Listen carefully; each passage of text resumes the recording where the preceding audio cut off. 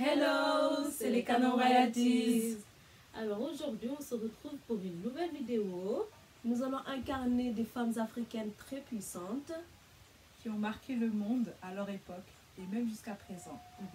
Voilà, d'où notre accoutrement. Voilà pour les représenter. Donc, on vous laisse deviner qui on est par rapport à notre accoutrement. Essayez d'imaginer quelle reine chacune de nous représente. Voilà, on espère que cette vidéo vous plaira et que vous prendrez beaucoup de plaisir à nous écouter et que vous aurez beaucoup de connaissances après la suite de cette vidéo. Oui. N'hésitez pas à nous dire en commentaire les reines ou les personnalités que vous souhaiteriez que nous représentions à l'avenir. On le fera avec plaisir. D'accord. Allez, bonne vidéo. Bye. Play the intro.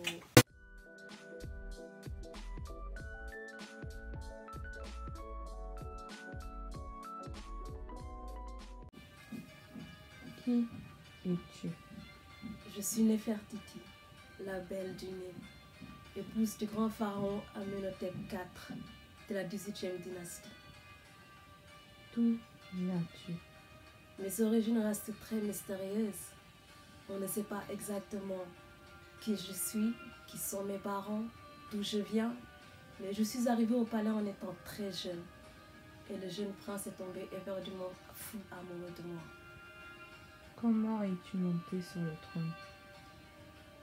J'ai eu une très forte idylle avec le pharaon, chose qui n'était jamais arrivée auparavant. Nous étions vraiment amoureux l'un de l'autre et j'étais vraiment sa bien-aimée. Alors, il m'a élevée au rang de reine après avoir fait de sa mère une déesse, la reine Ti. C'est comme ça que je suis montée au trône. Qu'as-tu apporté à ton royaume et au monde? Grâce à mon pharaon, nous avons apporté une ère nouvelle. Nous avons décidé de vénérer Aton, le dieu soleil. Les ancêtres avaient plusieurs dieux, plusieurs divinités. Nous avons voulu faire en sorte d'apporter une révolution religieuse, chose qui a fortement déplu aux prêtres d'Amon-Ré, qui ont commencé à faire des manigances pour nous éloigner du trône. Mais nous étions très aimés, très appréciés de l'Égypte. Nous étions un couple très puissant. Notre famille royale était vraiment vénérée de tous. Alors, ce n'était pas facile de nous enlever de ce trône-là. Comment es-tu morte? Les origines de ma mort restent vraiment très mystérieuses. Mais il s'est passé énormément de choses avant ma disparition. Amenhotep et moi, nous nous sommes séparés. Il était devenu Akhenaton. Après 12 ans de vie commune, à être une famille exemplaire, à vénérer Aton, à être ses intermédiaires, nous nous sommes séparés car il y eut beaucoup trop de querelles. Les gens ne supportaient pas notre idylle, notre puissance. Nous pensions que rien ne pouvait nous arrêter. Hélas, ce n'était peut-être que des hypothèses. Nous nous aimions énormément, mais nous ne pouvons plus rester ensemble. Alors, Akhenaton a quitté le palais. Il est retourné vers les anciennes terres. Il m'a laissé dans la cité d'Amarna, cité que nous avons construite après avoir décidé de vénérer Aton. Je suis restée dans la cité. Je me suis sentie délaissée, désespérée, désemparée. Mais la reine digne, déterminée et forte que je suis ne pouvait pas permettre cela. Je ne pouvais pas permettre ma chute de cette manière. Alors, j'ai continué de vénérer Aton. J'ai continué de gérer la vie publique et politique à ma façon. Mais il y a eu beaucoup trop de malheurs, beaucoup de chagrin. J'ai perdu beaucoup de mes filles. J'en avais 6 avec Akhenaton. J'en ai perdu beaucoup. Ça m'a vraiment détruit de l'intérieur. Peu de temps après, Akhenaton aussi décéda à son tour. J'étais désemparée, anéantie. Je vivais pour cet homme-là. Je l'aimais de tout mon être. Mais je ne voulais pas renoncer à tout ça. Je ne voulais pas laisser tout ce qu'on avait construit ensemble. Alors, j'ai décidé de continuer à mener une vie digne, à gérer encore la religion et la vie politique ainsi que publique. Mais la mort de ma fille Makhenaton m'a fait vraiment lâcher prise. D'un coup, j'ai décidé de laisser tomber la vie publique et religieuse arménienne. Alors, j'ai disparu subitement. Personne ne sait comment je suis morte. Personne ne sait quels ont été mes derniers jours. Personne ne sait où je suis enterrée. Quelles sont les causes de ma mort. Plusieurs hypothèses circulent. Certains disent que, après la mort d'Akhenaton, j'ai dû monter au trône sous un nouveau nom pour diriger le royaume en attendant que l'héritier Toutankhamon soit grand, assez grand pour diriger, car l'Égypte est un très grand empire. D'autres disent que j'ai été assassinée, d'autres disent que je suis morte de la peste. Mais personne ne sait la vérité. En tant que reine et femme, quel conseil donnerais-tu aux femmes d'aujourd'hui? Je donnerai un conseil qui est vraiment primordial. Une femme doit rester digne. Peu importe ce qui arrive, elle doit croire en elle, croire en sa beauté, croire en son pouvoir, sa puissance. Elle ne doit pas se laisser aller. Et même si l'homme qu'elle aime finit par la laisser derrière, elle doit continuer d'avancer, de croire en ses principes et faire en sorte d'atteindre ses objectifs. Voilà ce que doit être une femme, une puissance sans égale. Reposant en paix, Néfertiti.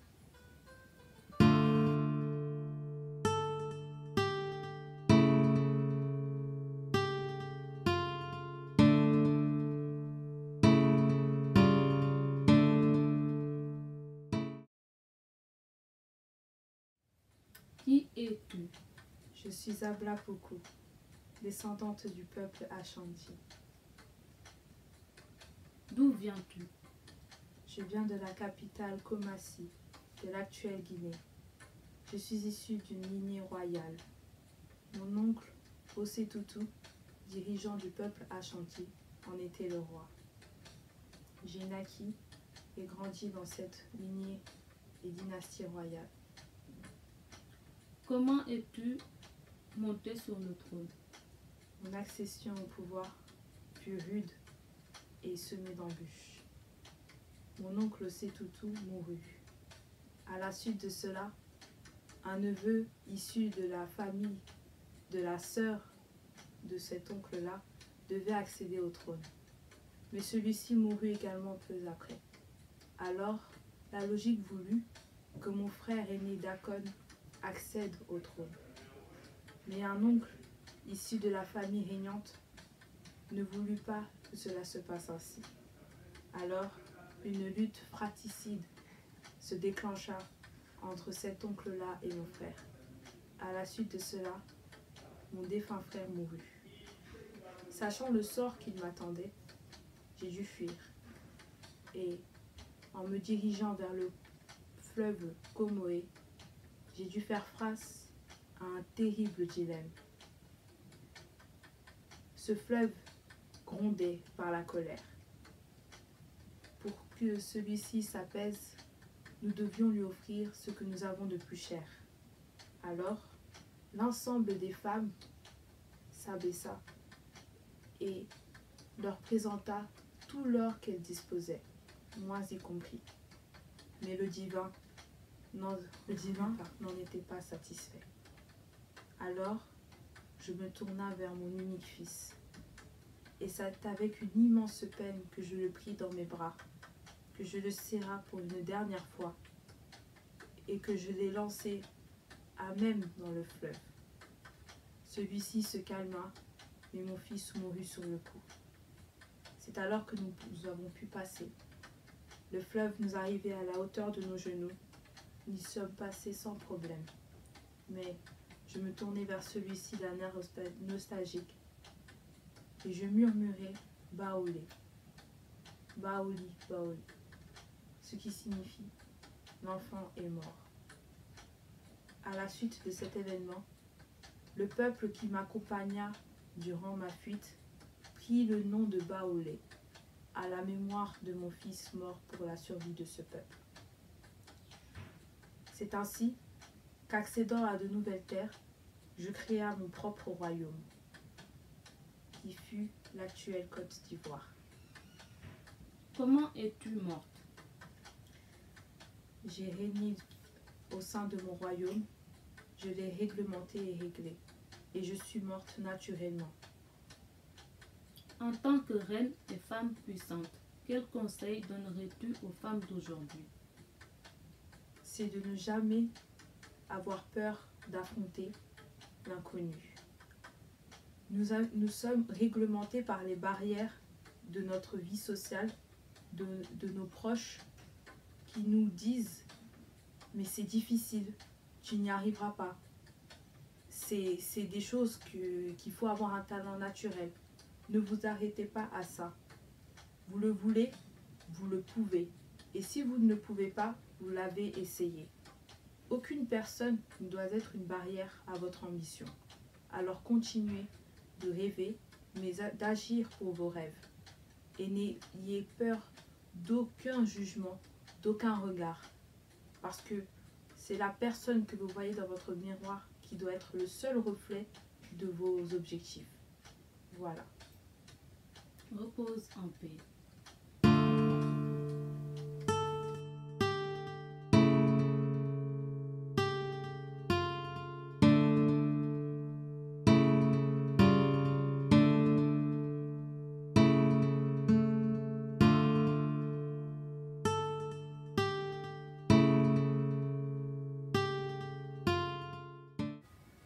Qui es-tu?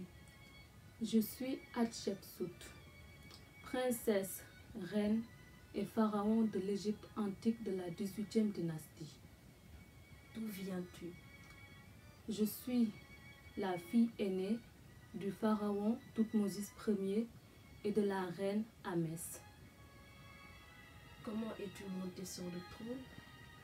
Je suis montée sur le trône en tant que reine de mon époux Thoutmôsis II, qui était aussi mon demi-frère. Qu'as-tu apporté à ton royaume et au monde? J'ai apporté à l'Égypte de la prospérité, car sous mon règne, j'ai restauré plusieurs temples qui ont été détruits par les ennemis de l'Égypte. J'ai construit beaucoup de temples pour vénérer nos dieux et nos ancêtres. Et par rapport au monde, j'ai apporté de la beauté et de l'histoire. Et quand je dis de la beauté et de l'histoire, je parle des monuments historiques que j'ai créés grâce à mon architecte Senenmut. Mon temple préféré est mon temple qui se situe à Der El Bahari. C'était mon temple mortuaire. Comment es-tu morte? Je suis morte de vieillesse, car il faut savoir que j'ai régné pendant 22 ans. Et pendant mon règne, il ne faut pas oublier que j'ai dû coexister avec mon neveu, qui était autre que le fils de mon mari Thoutmôsis II et d'une seconde épouse qui se nommait Iset. Ce petit pharaon ne pouvait pas diriger l'Égypte car il était trop jeune. C'est comme ça que je suis montée sur le trône. Et donc, j'ai régné pendant 22 ans. J'ai fait beaucoup de grandes choses. Grâce à moi, l'Égypte a prospéré, le commerce a fructifié. J'ai réinstauré la paix entre l'Égypte et le royaume de Punt. Et donc, après tout cela, je suis morte tout simplement de vieillesse. En tant que reine et femme puissante, quel conseil donnerais-tu aux femmes d'aujourd'hui? Pour répondre à cette question, je dirais qu'une femme peut tout faire. Et j'en suis la preuve vivante. Car malgré le fait que je sois une femme, je suis devenue pharaon. Et ce n'était pas du tout facile, car il ne faut pas oublier que à l'époque, une femme qui pouvait diriger n'était pas bien vue par tout le monde. Donc j'ai dû me battre pour y arriver. J'ai même dû me travestir en homme pour me faire accepter par le peuple d'Égypte. Donc, une femme est intelligente, une femme est ambitieuse, une femme est capable de faire ce qu'un homme est capable de faire. Il ne faut pas se sous-estimer, il ne faut pas se braquer en se disant non, je suis une femme, je ne vais pas réussir car c'est faux. Tout comme j'ai eu le courage et la volonté de devenir pharaon et de régner pendant 22 ans, je vous conseille de croire en vos rêves et de vous donner les moyens de réussir. Donnez-vous les moyens d'être qui vous êtes et d'accepter surtout qui vous êtes. Parce que être une femme n'est pas une fatalité, c'est de la force.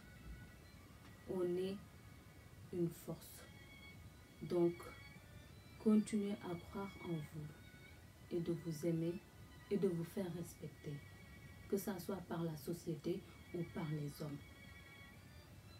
Ô grande reine Hatshepsut, repose en paix.